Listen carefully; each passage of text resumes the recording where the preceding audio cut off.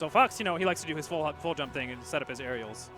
But Cloud has a big old sword and big old aerials and big old reach, so I don't know if Fox is going to be able to do that. It's like, that's true. You jump around against Cloud, and Cloud's like, okay, I'll short hop and I'll neutral air, and I'll cover half of the stage with my sword. I guess I'll hit you. I mean, you're not going to get away from this. It'll be very interesting to see. It's going to be tough. Yes. So here we go. Phenom versus HyLeN. Fox versus Cloud. It'll be very interesting to see. So do you remember who knocked HyLeN into the losers bracket? Was it Dakpo? I don't know. Yeah, I believe it was Dakpo because HyLeN wins game number 2, and then Dakpo, yeah, you're right. Dakpo crushes his dreams in game 3. Yes. As Dakpo generally does. But you're right. This is going to be all about whether or not HyLeN can ensure that Phenom is kept out using the disjoint. Because if he doesn't, as you can see already, 34% damage. Yeah, we're still going. It's not over yet. 79. Good lord. He has limit break. He got limit break just off of the damage. But will he have a chance to even land? I don't know. Finally able to make his feet back on the ground, but look at that side B connecting, and it's allowing him to set up into the up air and the up smash.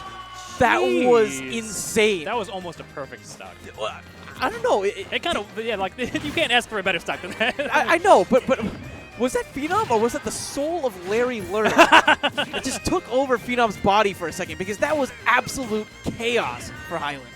HyLeN's starting to find a little bit of offense himself. Yeah, starting to get his ground. Maybe not. Okay. No,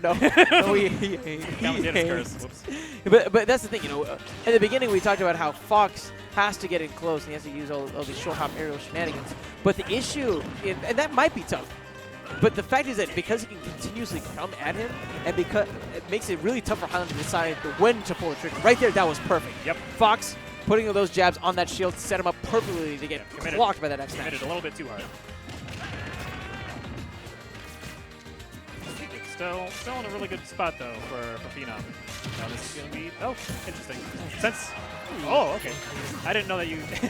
I've heard people say that you can actually snap to the ledge after doing the downward swing from up B. I guess it's got to be really high. Well, he's gonna be snapped to game number 2 after that up smash. A very quick snap, yes. That's for sure. That magnet hand. Phenom in the first stock was absolutely dominant. Yes. There was nothing really that HyLeN could do. Yeah, he got him off the ground and got him above him, and then he just kicked him and kept kicking him. I mean, I don't know. I do love seeing, our little Cloud that could. Yeah. I remember when he was just a little serious. Just a little serious. Just a very small Nimbus. Shout out to Bob Ross for this happy little Cloud. I mean, he's looking like a sad Cloud right now, but that's game 2 is usually when we've seen HyLeN really put in some work. He's just waiting for the good times to come back around. Well played. Well played. I'll let you with that Hearthstone well played. Phenom getting the grab. Didn't really grab him too much, but HyLeN coming right back to him allows him to go ahead and set up some of those up tilt shenanigans. Yeah, you can see that down air there, even off of a short hop. Fox has really good aerial control. So even off of the down air, starting the down air completely in front of his opponent, is able to weave behind him. It's one of the reasons why it's really, really tough to do anything whenever he's dropping onto your shield. I love that jump that we saw from Phenom as well. It essentially forced HyLeN into a defensive option. Phenom wasn't able really to capitalize afterwards, but still, just really good presence, and it showcases just how much pressure Phenom is exerting on HyLeN right now. Absolutely. He doesn't even have to throw an attack for HyLeN to feel scared. Another thing to talk about is the usage of the limit breaks. So far, I feel like HyLeN hasn't been doing the best job throughout the set with that option. I think that is an extremely important part of Cloud, especially like further down the line, is choosing when to use your limit breaks. If you miss with your limit break, that is a huge loss. That is a huge loss of KO power. It's a huge loss of potential punishes. I mean, you can kill people at 40% at the right times with down B. Speaking of potential punishes, man, if HyLeN had stuck that down air, that would have been huge. But again, the whiffed limit break here is really going to be costly. Really needed that limit break. So he needs to end his stock like immediately. And he's taking so much damage. This is looking very grim for Very HyLeN. grim. With that stack punish though.